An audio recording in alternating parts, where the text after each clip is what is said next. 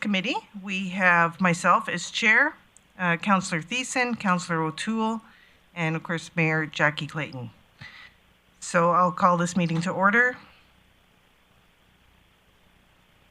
And first we have the Grande Prairie Public School in as a delegation. Would you like to come up?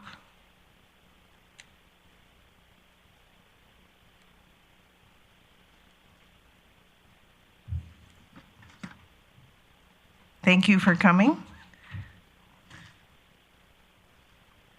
And you're going to talk about the Stormwater program. So can you introduce yourselves and then we can get started? Sure, thank you for that, Councillor Bosch. I'm Joan Nellis, I'm the chair of the Grande Prairie Public School Division. And this is Norm Gandon, he's the Associate Superintendent of Business Services with our division. We are here to talk about the stormwater utility. Actually, we're here to ask for an exemption. So just putting that off right off the top. The impact of this stormwater utility would be disproportionately felt by our Grande Prairie Public School Division.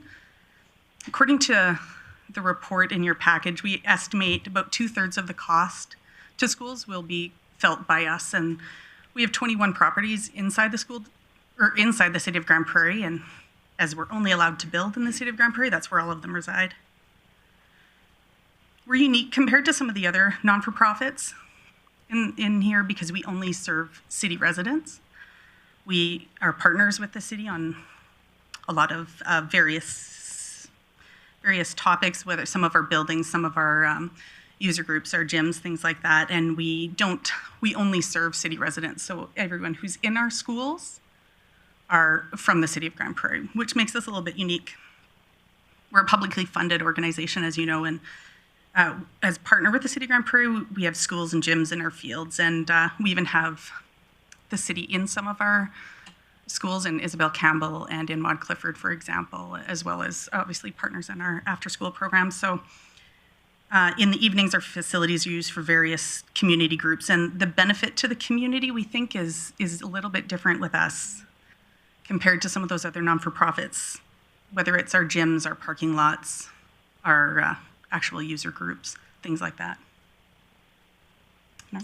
From a financial perspective, as our chair has stated, we're publicly funded, and it's pretty much, I would say, over 95% of our budget is fixed in terms of provincial funding, and we, depending on the impact of this stormwater utility, we will not get likely additional funding from the government. So this is something that we have to work within our means with the existing funding that we have in regards to this utility. So currently, I'm sure just as the city's laid out, we do have specific grants from the government in terms for facilities and such. So currently, we do not have any additional funding available to address any other facility costs. We're fully budgeted out for what our current operating costs are, and they're pretty fixed in terms of running costs and stable from year to year, other than obviously all utilities are increasing. So this would be just an additional stress point in that regards to our budget. So we don't have the flexibility or the ability to absorb that right now without looking at our entire budget. So at this point, two options would be we'd be faced with is either looking at other budget areas to fund this additional utility, or else look at the limited areas we have for ability to generate other revenue. We do have a few areas, but it's pretty limited in that respect. So we would obviously look at those areas and see if we could generate extra revenue to bring this impact net neutral to our budget, so that we continue being balanced, or whatever the plan is for the budget. We do a 3-year budget cycle, so it's something that obviously how this would be determined, we would need ample notice on how that will impact us if there is a financial impact to us, so that we can incorporate that into our budget cycle. We usually do our budget around May for the upcoming school year, so, and that's set for the coming year. In regards to also another point we'd like to make is that in terms of our properties, I'm sure most of you, if not all of you, know that a good number of our schools, and any new schools obviously, would be located on municipal reserves, which at the end of the day is still city property. So this would be a levy or not a levy, a utility on property land in regards to going forward if that we were not be exempt from that new utility. So that's pretty much the points we wanted to make in regards to financial impact. Like our chair, Joan Nellis, already mentioned, we are a substantial part of that pie in the presentation. That was part of the package today in regards to the $300,000 impact to school boards, where the majority of that pie, obviously, for the number of properties that we have in the city limits. So we would be one of the few. There's obviously some nonprofits that are not paying property tax now that will be impacted, but we're probably one of the organizations that will have the largest impact in regards of actual financial costs in regards to this stormwater utility. Thank you, Norm and Joan. I'm not surprised that you have a plan B already in thought process there, but we'll see where we go with this. And so now I'll open this up to questions from our council. First, I had Councillor Bressie. Great. Yeah, thank you for coming in. Really appreciate it. Honestly, as I decide where I want to argue for council to go, it's schools or something I'm still really struggling with what to do with that. So appreciate getting some context on this. Just so that I can understand the impact. So you said that you're about 2/3 of that cost, but do you have a more exact number of how much you think this will affect just your board? We've done, through the chair, we've done the preliminary assessment from our perspective, and also with working with administration, kind of the back and forth.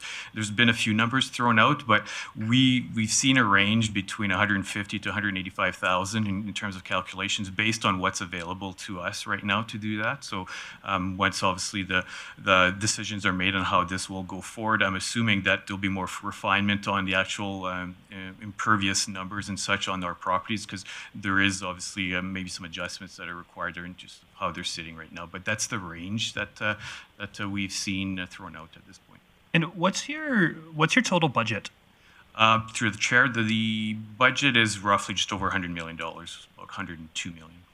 And if you don't have this number, that's fine. But do you happen to know how much of that budget you're currently spending on facility costs, on utilities, buildings, just those boring facility kind of things? All in for facilities, and I'm using our high number, which includes our caretaking and everything. It's about $10 million. Okay. And that includes amortization on our facilities as well, too. Excellent. Thank you. Appreciate it. Thank you, Councillor Bressie. Oh, excuse me.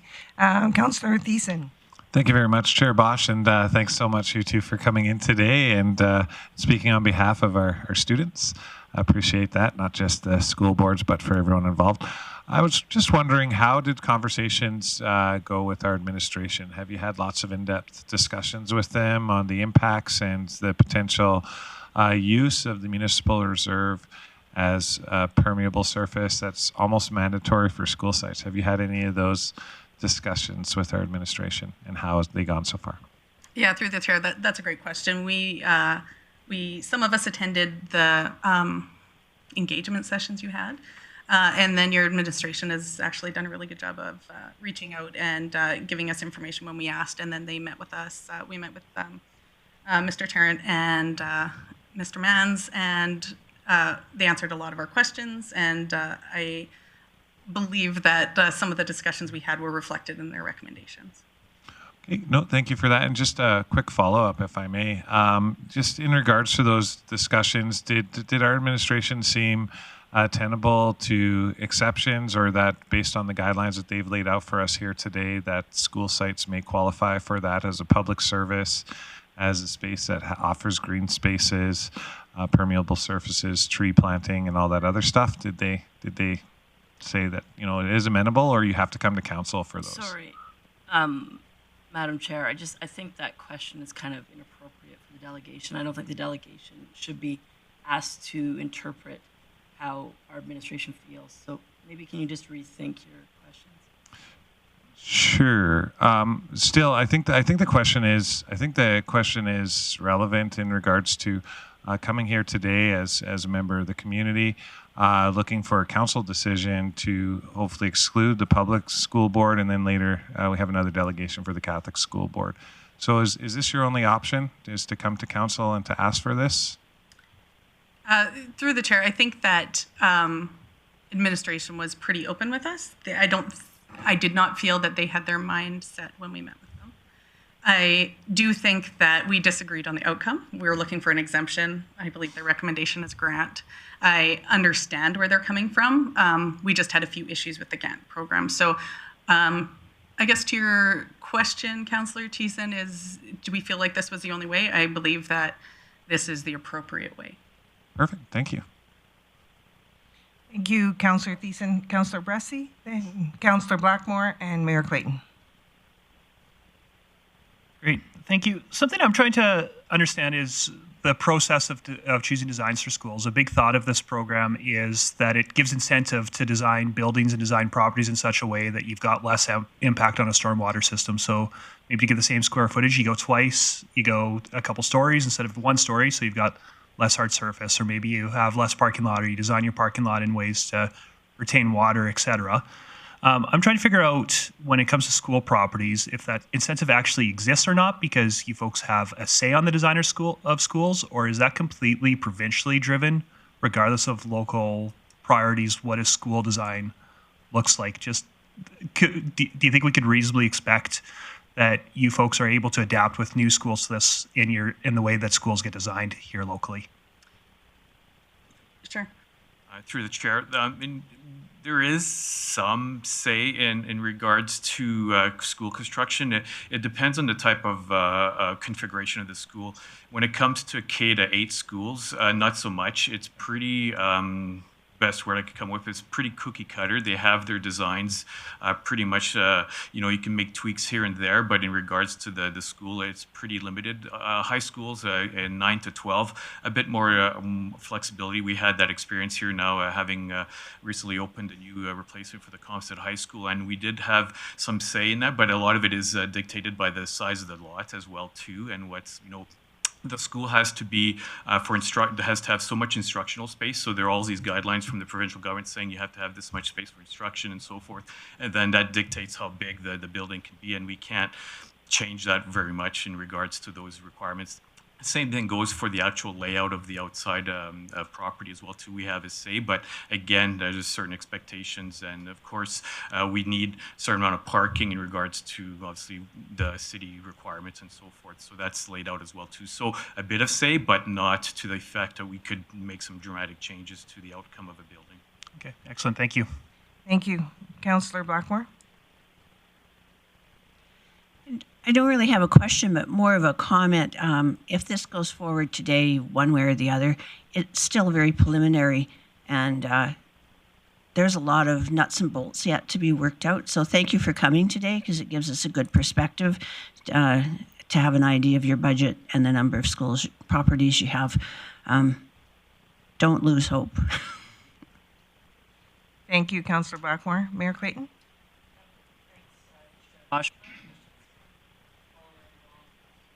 In regards to the opportunities. My understanding is that there are other school districts that pay stormwater utilities to the municipalities, and I'm curious, if any, how much influence you have on the redesigns of some of these buildings in the future. Is this something that literally means you're lobbying the provincial government for building facilities that are more environmentally sustainable within communities and in regards to the operation expenses? Does this mean that, when the design drawings come through, that you say, well, this really isn't going to work, or is there literally no input that you have in regards to that? Through the chair, we do have input, but at the end of the day, the minimum requirements are there, and if we ask for anything above and beyond that they just don't have factored into their process, they say, sure, you can do it, but it's at your cost. And we have a small allocation for fitting out to the school. They call it a furniture and fixtures grant that comes with new schools, but essentially a lot of the times it's barely minimum to be able to outfit a brand new school in regards to new equipment and everything else. So any modifications that we do comes out of that pot of money. So if we say we want to do a growing roof, like a green roof, then they'd say, yeah, but that's not the provincial requirement, so you can do it, but it will come out of your grant funding. So then we'd have less to do furniture and everything else. And if I can just add to that, Mayor Clayton, we, with the K-8 schools, we don't have a lot of influence unless it's in the respect that Norm was just talking about. With the high schools, we do. We have a bit more flexibility, but we only have 2 of those in the city of Grande Prairie out of 21 sites. So it's minimal, I think, at best for our influence on that. Thank you. Thank you, Mayor Clayton. I guess my question, because I don't see anybody else Sorry. here. Oh, Councillor Platt's in the queue, but Oh, are you? can't see the queue. She can't see the queue. Councillor Platt, go ahead. Thanks, Chair Bosch. I appreciate we're all trying to live within the world of budgets and stuff. I'm just curious with what happened in the last year with rising utility costs and other things. Like, how did those things impact your budgets? Because I'm sure that those were higher than what they were anticipated originally when those happened. So I'm just curious how those kind of things happen. If this was to happen and there's no money for it, like what happens if you can't pay your water bill or your power bill when it goes up? I guess I'm just kind of curious how that works. Through the chair, very good question. It's all everything. It's something that all organizations are going through right now. And just to go back to my initial comments, we do get a grant that's towards our facilities. But if we have further increases during the year, then we either dip into reserves, which is limited, obviously, and that's intended for various reasons. But that'd be one of them. But at the end of the day, we'd have to find it somewhere else in the budget, and have to make a reduction in another budget line to make up for those increases. Because we're set in terms of funding from the February provincial budget, just like the city. Also, you find out what you get for funding in provincial coffers. So we have that, and it doesn't change during the year. And a lot of our funding is based on enrollment. So once our enrollment is determined and drives our funding, then we have to make do with what we have in regards. So we have to have changes to other budget lines.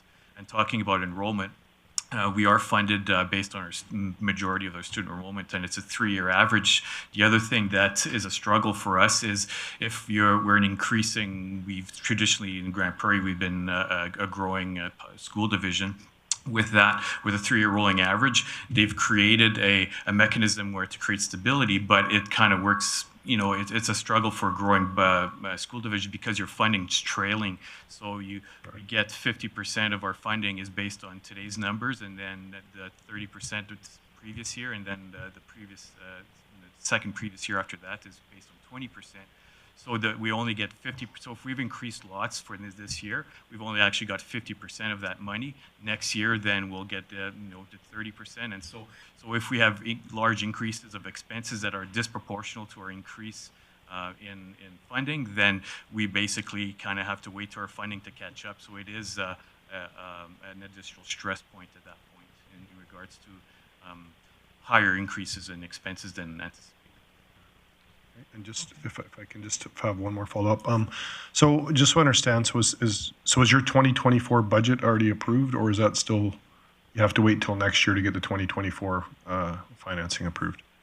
We will be getting our funding for the 23-24. I'm assuming that's the school year you're speaking to. Yeah. 23-24. We will be getting that through the provincial budget process here in February and March. Okay. Thank you for that. Thank you, Councillor Palat. I'm going to get in there because there's a couple more people that want to talk after. My question to you both is, I'm sure you researched other communities that have had to deal with the stormwater models. Did their granting avenues increase if they've had to deal with stormwater models? Through the chair, no. The province doesn't have a different model for different school divisions. It's one model for the province in regards to that. So it's not dependent on your maintenance and utilities where the grants come in as costs? It's not dependent on different city policies, I guess, right? Different cities do it differently, and the government doesn't look at those things. Okay. And my second question is, where are you in your budget cycle right now? Of the 3 years? Well, we're always a rolling 3 years, so. Okay. It's just the way our funding rolls every 3 years. So we have a budget now that follows the school year, but we'll have some trailing funding coming next year and some penalties coming next year for this year is kind of the best way to describe it. I can add to that if you want. Please.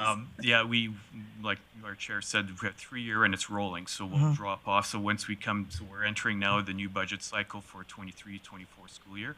So once the provincial budget comes out, we're already starting discussions now, but when the provincial budget comes out, if it's the same as last year, at the end of February.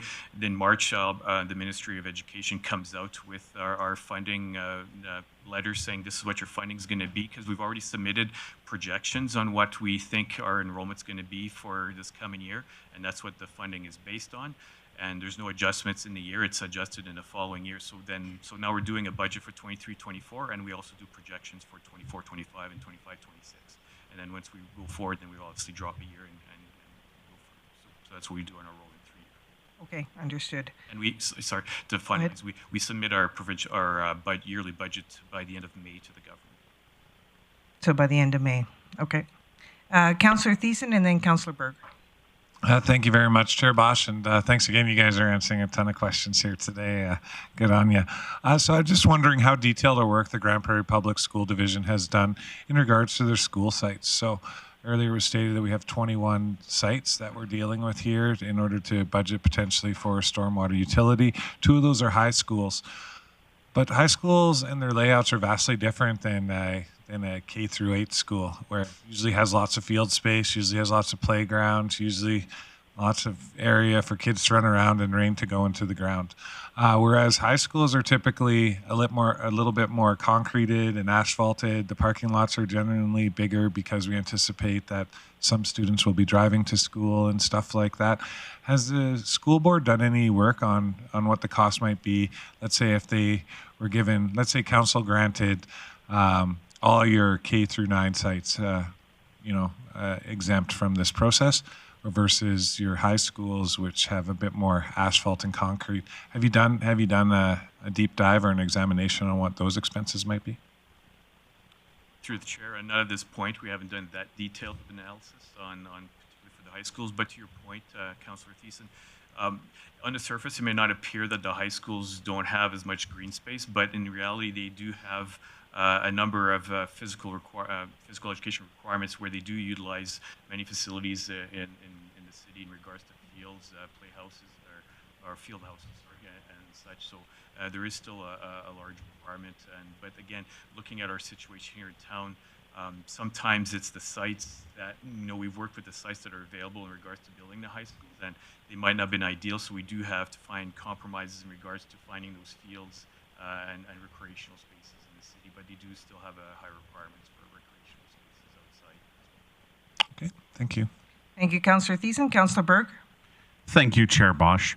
So, Joan, earlier you'd mentioned that you would prefer an exemption versus a grant. Can you walk us through your line of thinking as to why one is better than the other?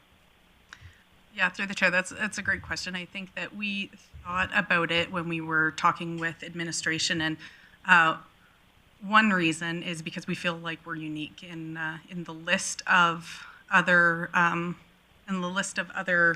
nonprofits or potentially exempt groups. We're a little bit different because of our relationship, our shared building sites, and our partnership with the city on a lot of things.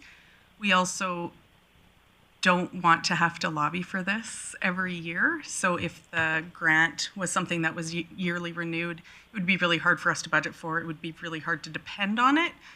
If the grant was something that that only came about when property changed hands, I think that would that was one of the topics that we were discussing, and I think that made a little bit more sense to us. But in general, it was something that we wanted to be able to count on, and something that we feel we have a unique position on. Okay, thanks. Thank you. Makes sense. Anybody else with questions around the table? No? Okay. Thank you for attending our committee meeting, and we'll take this up in further business. Thank you. Thank you. Thank you for having us.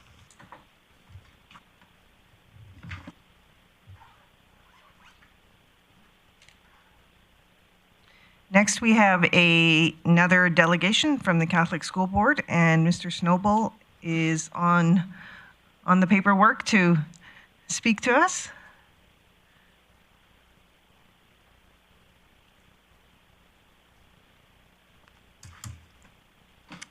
Thank you, Mr. Snowball, for coming, and please introduce yourselves and let us know what your reason for coming is. Thank you very much. Thank you for the opportunity. I'm Russ Noble. I'm the chair of the Grande Prairie Catholic School Board, and with me is Trustee Crokin. I believe some of you are familiar with Trustee Crokin, so thank you very much for the opportunity to be here. If some of these talking points sound familiar, it's because we are also a publicly funded school district as well, with our Catholic denomination to this. First of all, thank you very much for the ongoing discussions. We were invited to be part of the initial budget discussions back in the fall, and so we wanted to build on that, and thank you, the administration, and especially Mr. Roy Tarrant, for giving us opportunities to discuss this opportunity of what this tax to the schools might be, and where this might go. Just to start off, just like you've heard from the public school district, our first request would be to have an exemption. Because of the amount of use that's shared, particularly reference the SCORES agreement that we use with the cities, the amount of facilities that are shared during school time and also after school, kind of point to the relationship that we have that currently hasn't been taxed in the same manner that this proposal is going forward with. So this, as was mentioned, would be a new kind of budget item that we'd have to look for. Money that really, the majority of our funding comes, like the public school district, directly from the government. So any kind of funding that we come across with usually is an in and out, and that's budgeted ahead of time. So for us, we're looking at probably 7 schools and an office space that would be affected. So a figure probably around $60,000 to $70,000 per year would be what we're looking at as an impact, depending on how the tax goes and the amount of areas that we're looking at. We are a growing school district, as has been mentioned before. Part of that growth has already been set out. We have seen in L'Oreal and now coming on in the fall, which is due to be opened on time in September, buildings already designed that can't be changed in terms of what's already set out for us. So what we're looking at is, if not the exemption totally, at least your recommendation 7, which is the grant mentioned that was already presented, but similar to what was looking at, a request that would be an ongoing thing that wouldn't be renewed because the schools aren't going to be moving. They're a fixed space, they're a fixed site, the amount of space is already set. So if that grant was already something that was be required, then a request that wouldn't have to be renewed each year because people already know and could be including in a format that was laid out. I know I'm going to be repeating lots of other things that are already set out, but basically, thank you to the city for the openness for this discussion, and open to any questions that you may have. Thank you, Mr. Snowball. Is there any additional? Councillor Thiessen. Yeah, thank you very much, Councillor Bosch, Chair Bosch. I wasn't sure I had any more questions, but you mentioned something and the light bulb went off. So in discussion, your mention of shared sites. So throughout the city, the Catholic School Board, the Public School Board, they share lots of sites. The city also shares some sites when we're talking about the CKC and stuff like that. Has that ever entered into the discussion, and have any solutions been provided? Not in our initial discussions to share the sites.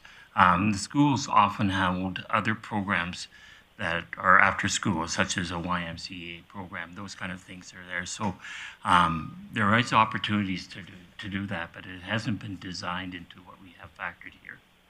Okay, so as far as stormwater, the stormwater utility model, you haven't had those discussions? Not yet. No. Okay, thank you. Thank you, Councillor Thiessen. Anyone else? I think we've already asked a number of the questions previously, but thank you to our troubadours. Thank you for attending our committee meeting, and we're going to, as you know, look into this further on in our agenda. Okay, well, and thank you very much. Oh, go ahead. Could I ask a question of City Council?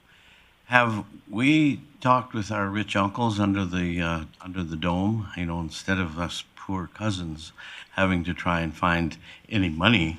I'm just wondering, have we talked to the province? I like the Kleenex. That's fantastic. Does anyone know the question to that? Sure, Mr. Miller? I can take that. Ask the province for what?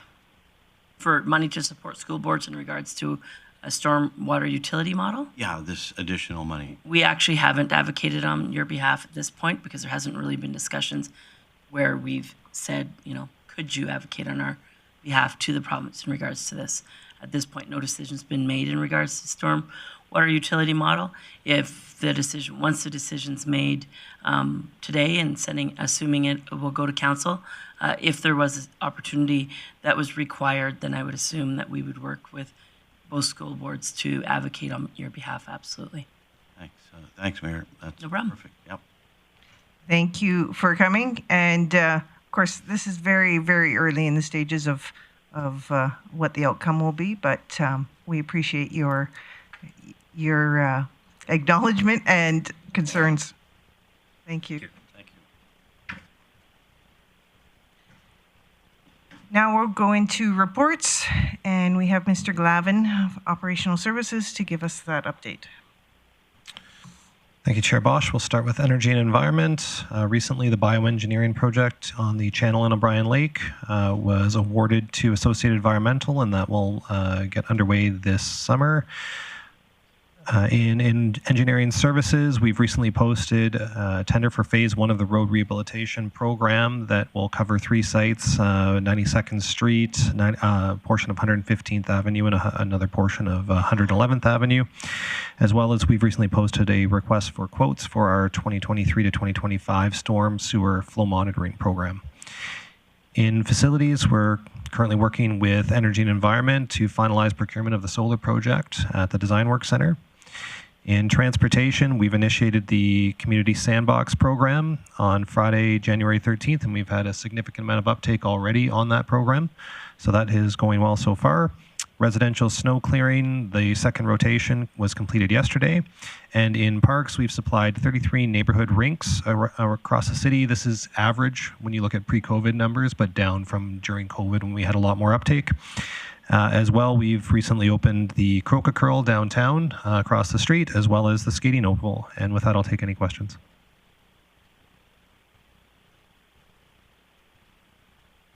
Councillor Bressie? Great, thank you, Councillor Bosch. Not a question, but just a comment. I've noticed that when we've got large piles of snows along parks this year, there's been a lot of effort made to knock gaps in that, so kids don't have to climb up and over the snow to get into the park. They can just walk in, and I haven't noticed that in past years. I've really noticed it this year, so I just wanted to pass a thanks to your department for making it easier to access our parks this year. Thank you. Councillor Berger. Thank you, Chair Bosch. So, CEO Glavin, my question is around the dam at Muskogee Park. Can we get an update on that and when it expects to be finished? Thank you, Chair Bosch.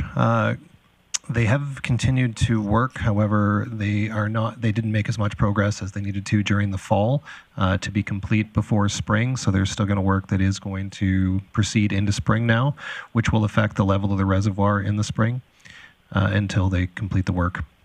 Okay, thank you. Thank you, Councillor Berg. Councillor Blackmore. I just have a quick question. The sandbox program, where people go to get their sand, I've had a couple of people ask me, and I'm not sure I'm telling them the right thing. Thank you, Chair Bosch. It's at the service center.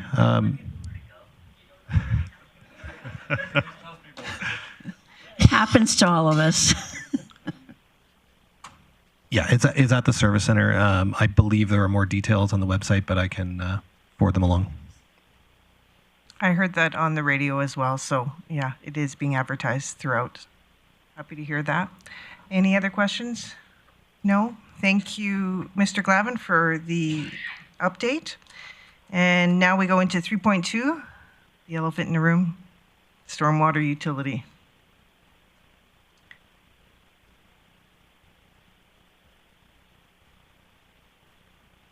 Hello, Mr. Tarrant.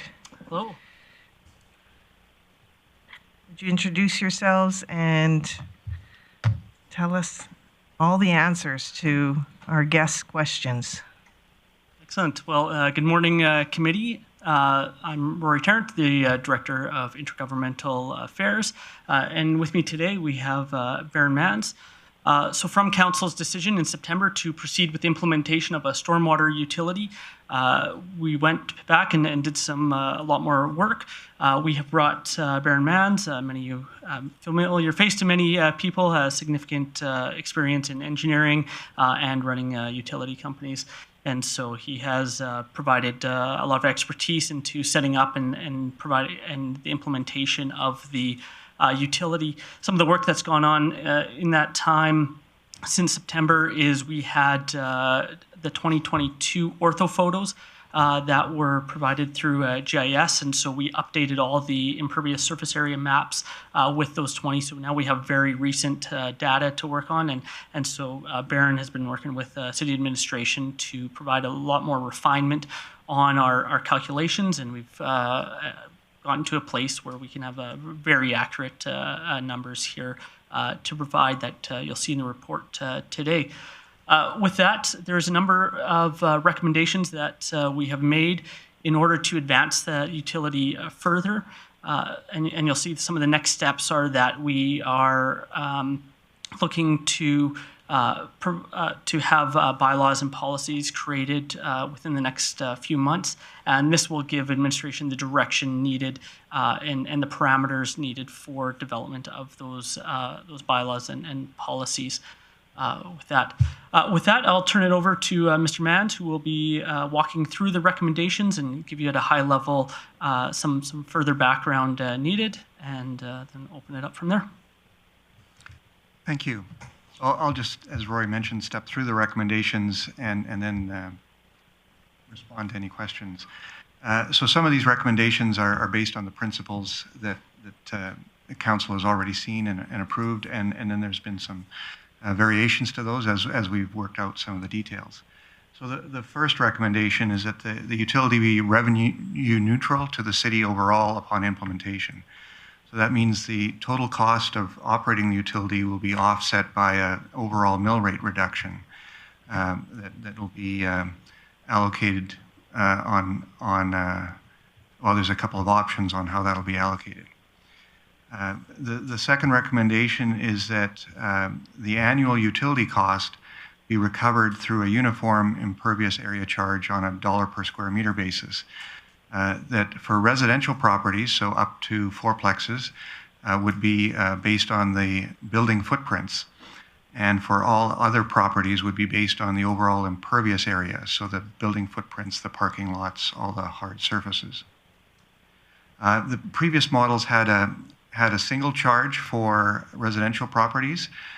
This proposal has a variable charge, so that $1 or per square meter is applied on that building footprint, so it would depend on your particular residential property in terms of how much the stormwater utility charge would be.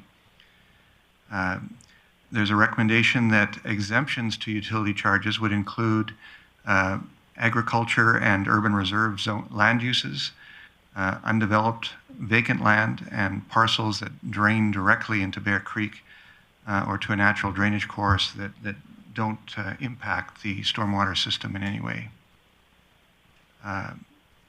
Exclusions from utility charges would include things like the road rights-of-way, public utility lots, park green spaces and playgrounds, cemeteries, and environmental reserves. Much of these form part of the overall drainage system in the first place. So the fifth recommendation, again, is that the annual utility costs overall be offset by a tax reduction that is uniformly applied by the same percentage across all property types. So if we blend all of the property types together, that 7.4 million in total utility costs would result in about a 6.3% municipal tax reduction. Overall, there's a general benefit or a greater benefit to residential properties. There's the first table under recommendation 5 on page 7 indicates that residential properties would see a net change overall of about $2.1 million reduction, whereas non-residential properties would see about a $1 million increase. So if that were to be equalized, then the mill rate reduction would shift so that there would be, where is that? Thank you, 3.8% reduction for residential properties and an 8.8% reduction for non-residential customers to equalize that differential. So the next recommendation gets into a recommendation that a credit system be developed so that properties that take special efforts to reduce their stormwater discharges be credited and have their storm utility charges reduced. So something like a green roof that would be implemented, that certainly something that goes above and beyond the development permit requirements, would receive some kind of a credit on their utility charges. The last but not least recommendation addresses hopefully the concerns raised previously in terms of the tax-exempt properties, including the school board. So tax-exempt properties would see the full impact of implementing a stormwater utility charge because there would be no benefit to a mill rate reduction. And so those, in addition to the school boards, would include city properties, Northwestern Polytechnic, hospitals, provincial buildings, nonprofits that currently would see a new charge without the benefit. And so the recommendation is that a grant program be developed with criteria to be developed that would consider the community benefit of some of these tax-exempt properties. Overall, tax-exempt properties represent about 16% of the total impervious area. So if they were all excluded from the charge, that 16% would need to be reallocated among the remaining properties. So that's a quick step through the recommendations, and certainly be happy to answer any questions you have. I may just add one piece just to the grant proposal and to answer some of the questions that the delegations rose. The reason that administration is proposing that there not be a flat-out exemption within the bylaws is that we're looking to treat this as an actual utility, in that all if the bylaws indicate that this certain property type has a charge allocated, that's standardized across the board. So just like a water or wastewater utility, if they make use of the service, everybody receives the bill. Couple reasons, and then a grant would be applied above that. So the way to look at it is through property type versus property use. So the bill, everybody would be charged based, if the property type is identified as receiving a bill, everybody receives that bill, and it's unwavering. It's based on the type.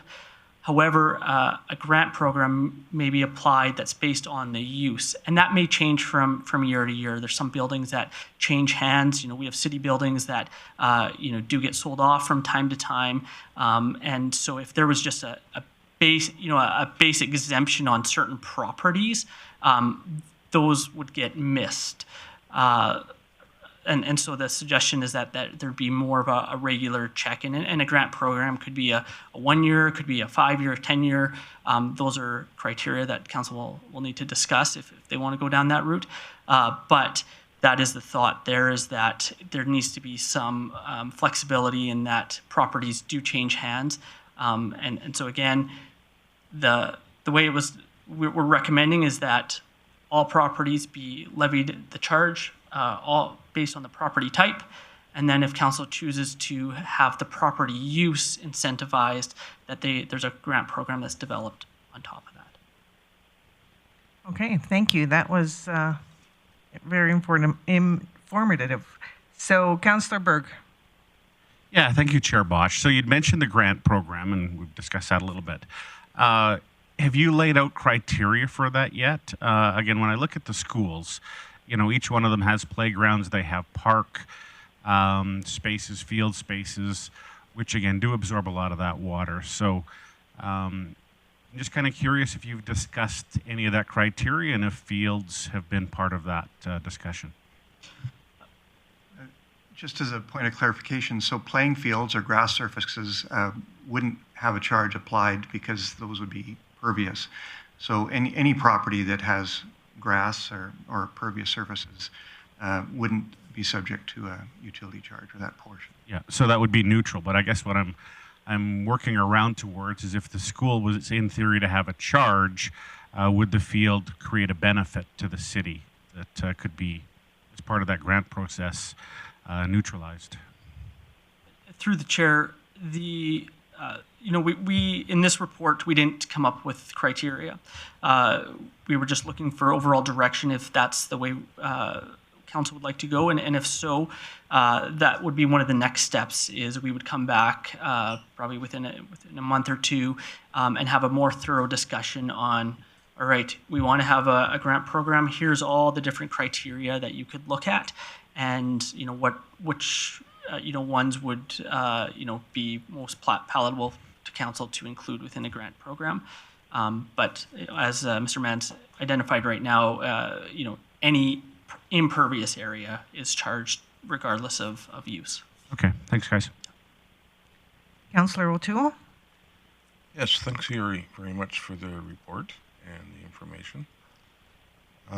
If things were to go where we were going to implement it, when would the implementation year take place? Would it be 24, 25? Is there time once we is there time once we come up with an answer that we would have sort of a timeline to implement? Yeah. Through the chair, our goal was has always been for a January 1st, 2024 implementation date. However, there is a note in the report about billing options. So currently, there's two billing options available, one through Aquaterra and one through the city. Both organizations are redoing their billing software right now, which may impact the timelines there, and so it may be shifted to possibly a July 1st, 2024, or maybe a January 1st, 2025. But we're still working towards the goal of that January 1st, 2024 implementation date. Okay, so could we have, or is it proposed that the same plan we do for our taxes, or we could do it on a monthly basis? Is that what the plan is as well? So you're not getting hit with a $70,000 bill? Through the chair, that is correct. And so all the charts that are provided in the report all reflect the monthly fees. Thank you so much. Thank you, Councillor O'Toole. Councillor Bressie? Great, thank you. Question about commercial properties is one of the worries I've got is just, especially at startup, the resources put into appeals and figuring out with people what's the appropriate charge. I know there was early thought that instead of having a strict per square meter for a commercial, there'd be kind of bands. So if properties between X and Y square foot, you pay Z. So you're really only appealing what band are you in, not quibbling over a couple square meters. Why is the recommendation to go strictly square meters instead of that band system? Why the thinking on that evolve? So the per meter charge then is you have issues around the edges of each band, and so having a uniform per meter charge avoids all of that. You still have potential discussions about what's an appropriate impervious area and whether some areas are included or not. Certainly, I think the work that GIS has done creates a high degree of accuracy based on that work. There may still be some questions about whether some hard packed surfaces are impervious or not, depending on the nature of the property, and those would be subject to further review. And so we would, I think, as we go forward, create some parameters around what appeals might look like, and a process for how that could best be addressed. and you kind of anticipated my next question, but at what point in the process will council be digging into what we want to see for that appeals process, what we think should be appealable, not, should go to committee, should go just staff, just, is that a conversation you're planning to have council have, is what the appeals process looks like? Yeah, that would be an element of the utility bylaw that gets addressed, and so how that happens and who has authority for that would be included in that draft bylaw. Okay, great, thank you. Thank you. Councillor Palat? Sorry. Oh, go ahead, Mr. Terry. If it just add to what Mr. Mans had said, when we were doing some exploration about the different bands, and the one that we'd identified, Saskatoon, does that. One of the differences there is that they were still doing a manual calculation. They still had assessors going out, and so there is maybe more of a level of scrutiny that could be provided with the detailed nature that we have with GIS, and like we would provide everybody a map of exactly this is the area. We felt that there was a high degree of accuracy that it would be very difficult to appeal unless there was something that the program missed, that they said, oh, actually, we actually have this green space that happens to, we have a different variety of grass that got picked up differently or something like that. But, otherwise we felt there's such a high degree of accuracy with this model that there wouldn't be the grounds for appeal as much as other models. Thank you, Mr. Tarrant. Councillor Palat. Thanks, Chair Bosch. Thanks, guys, for the report. I mean, I'm generally comfortable with the report overall. I guess my concern is how it's going to get managed. We've had budgets where we've had $3 million in capital tax for storm, and then we've had budgets where we've had $6 or $7 million, and I know that floats around. Most of the comments I've heard from the community outside of school boards and churches is this a shell game? And I guess when I'm seeing the recommendations, I'm not seeing, like to Councillor Bressy's, what's the appeal process? What's the financial management process? Does budget still come for us to decide what the amount is every year that goes into the stormwater utility for storm? So I guess for me, I'm just looking for what's the process once this starts, that we make sure that this isn't a shell game, that we prove to the community that we're giving them the same value that we were giving them before. I'm not seeing that in the report. I'm just wondering where that would come in.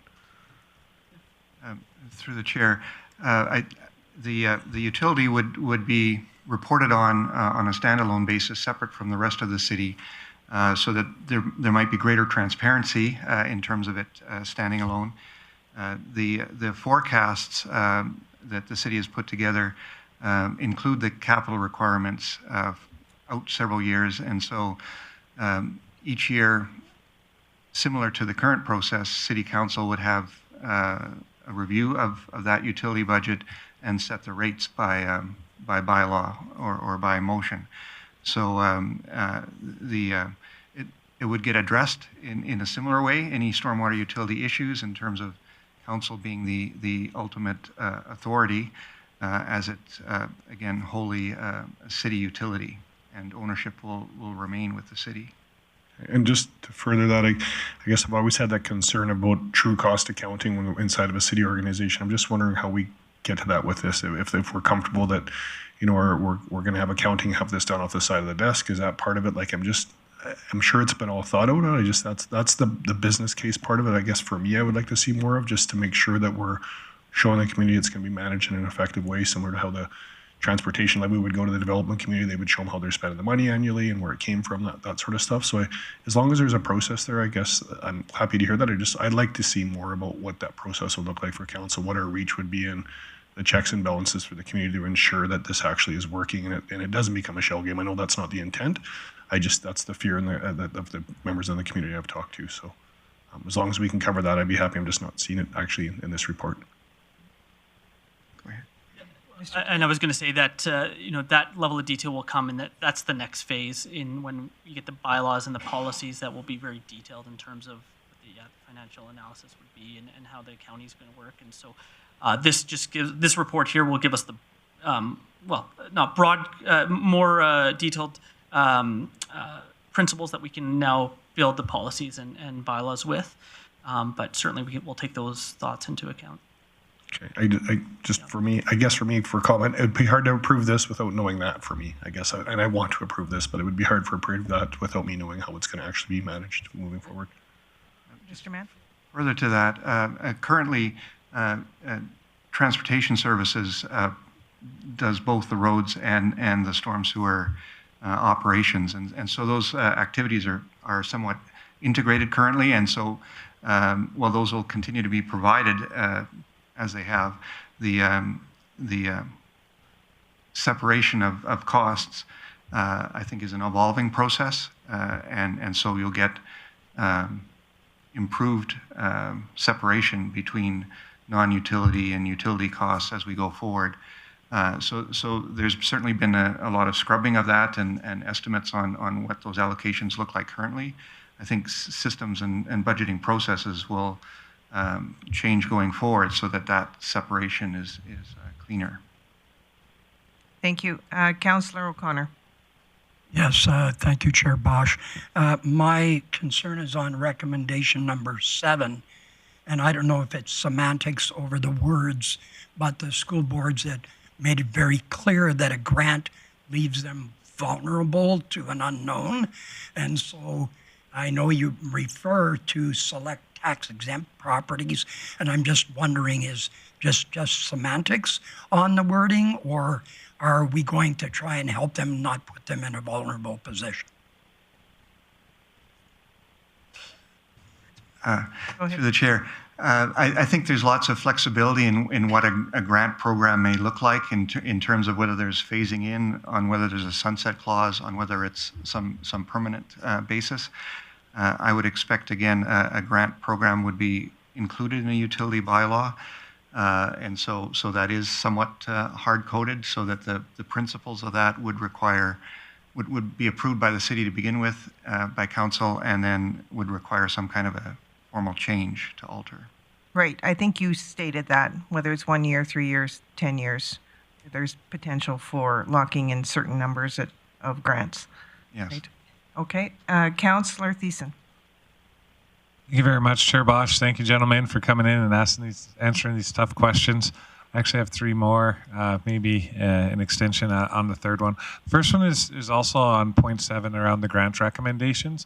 As administration discussed what the cap limit would be there, on the pie chart it looks like there's almost $1 million of potentially exempt properties, not including city facilities. So would we cap it at the complete max, or would we be looking at like 250,000? So then we might have a bit of a competition for there, and I think that might leave some haves and have-nots. So have you discussed what the grant cap might be? Through the chair, so that would be an item that would be up for discussion. So as you mentioned, there's $1.2 million that could be generated if applied to all tax-exempt properties.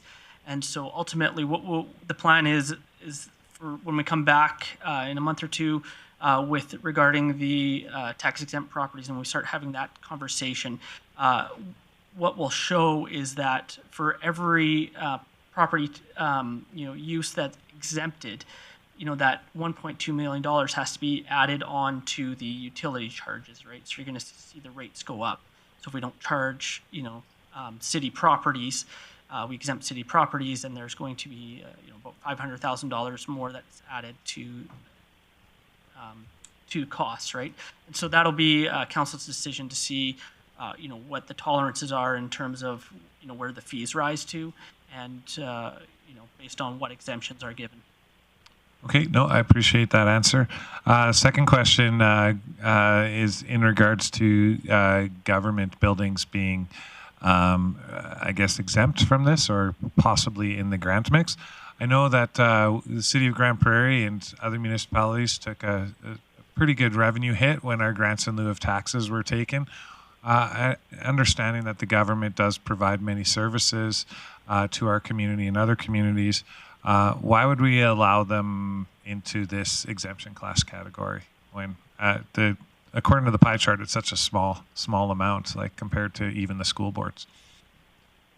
Through the chair, certainly that, we had just listed all the different tax exempt properties. There was no recommendation in terms of which ones should be included within a grant proposal. Just wanted to make sure that the dollar figures and all the types were listed there. Okay. No recommendation has been given. Yeah, I really appreciate that answer. Thank you very much. We're going to go to Mayor Clayton, and then we'll come back to you. Sure. Thank you. Thanks so much. I just remind the committee members here today that we have business in front of us that we are or aren't going to get to council for discussion. So if your question is something that will help your decision on whether or not this should go to council, go for it. But otherwise, I have business arising ready to go. Thanks. I do have one question. Do you have a question outside of the council, potential moving it to council? No, I do have one more question. I think it's relevant to, Go ahead. to at least my wrapping my head around this. So there's discussion with the school boards earlier around the green space, and I think Councillor Berg asked a little bit of it. When we're talking about MR and the building footprint and the amount of green space that's required to be around K through 8 schools, I will say, has the administration looked into the potential that we could count that as like a cost neutral to this utility for the amount of green space that would be around? Through the chair, green space is currently exempted from any utility charges, so it wouldn't be part of what would be a utility charge. So the question might be, again, shared use facilities like gyms or hard surface playgrounds or those kinds of things that would otherwise be subject to utility charge. Yeah, I guess more or less I'm talking about permeable versus non-permeable surface. So my early understandings in the stormwater utility model was to encourage more permeable surfaces so that we didn't overtax our stormwater system. So when developing this model and creating these I guess formulas on what can be exempt and what can't be exempt, we do have lots of green space currently held in MR surrounding schools across the city. Now, those are permeable surfaces, and they also plant trees, which also soak up water and rain and prevent water from overtaxing the stormwater sewer. So my question is, have we looked into that as far as the green spaces surrounding schools, particularly I'd say elementary and junior high schools, as being costed out so that it's cost neutral to, I'd say, our school boards or our schools or whatnot. I know we have the MR land, but the occupants of the land are the school boards and their schools, but it is a permeable, largely permeable surface in comparison to the building footprints. Through the chair, if I may. So again, there is no charge given for any pervious areas, right? So it's only on the impervious surface area that the charge is given. I think where you're going is that would there be, possibly under the credit system where a property owner goes over and above the development standards, right, to provide some stormwater mitigation or management. There's things like bioswales, green roofs, oil and grit separators within the parking lots. Those are some of the things that would be credit. And if the school boards ended up being charged the stormwater charge, they would be fully be able to participate within that credit program as well. Okay, thank you. Thank you, Councillor Thiessen. If I may ask a quick question, and then we'll go into business. This list of properties that you said is affected to 16% of total properties. You probably said what that equates to, but I may have missed that. So can you tell us what that 16% would equate to in our 7.4 million total? Yeah, so all of the tax-exempt properties represent 16% of the total impervious area. So if there was a blanket exemption for those tax-exempt properties, that 16% would be applied to everybody else, so it would result in a 16% increase in stormwater utility charges from what is being proposed currently. Okay, thank you. And then my second question, has there been any thought for the potential of rate increases into this utility? For instance, inflation and such. What are we looking at as potential increases to the utility? We, in the budgeting process, looked at the budget forecasts for the stormwater utility going out, and really on average that 7.4 million is quite consistent, and it goes up and down a little bit, up to about 8 million in a particular year, and so we've taken that average of 7.4 million as the basis, and so once the utility is implemented, there'll be a rate forecasting that's done through the utility budgeting process, with I think the goal of trying to smooth out any rate increases over time. So no surprises, essentially. That's the goal, yes. Thank you, Mr.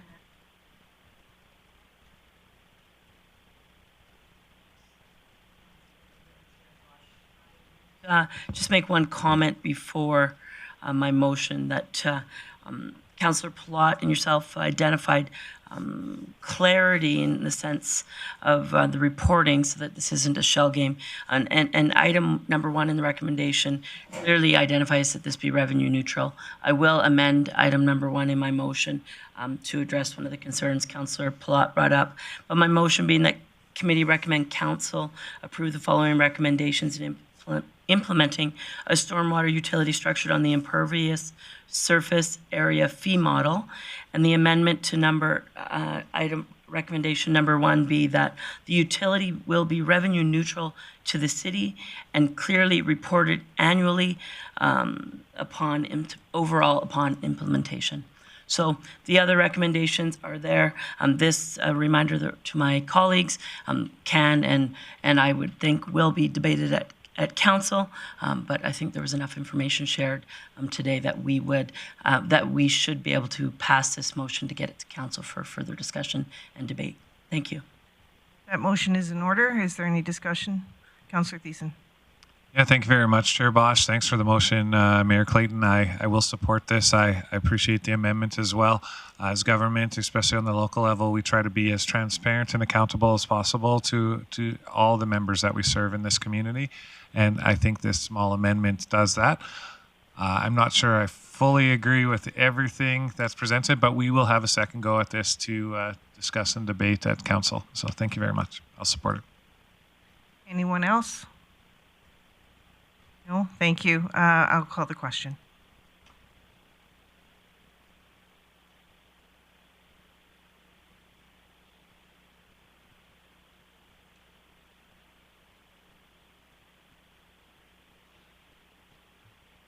And that is carried, and we'll move forward to council. Thank you to our delegates for attending, and this is not something that we're taking lightly. Clearly, how long have we been here? Half an hour on questions. We'll continue. So thank you. Thank you.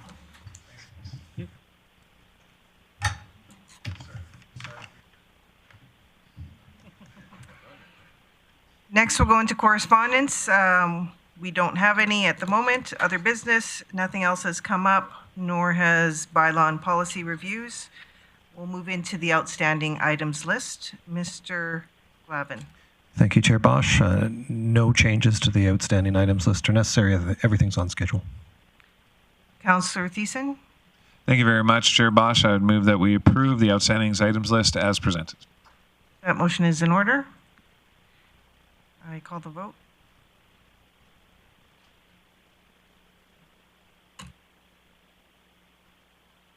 And that is passed unanimously.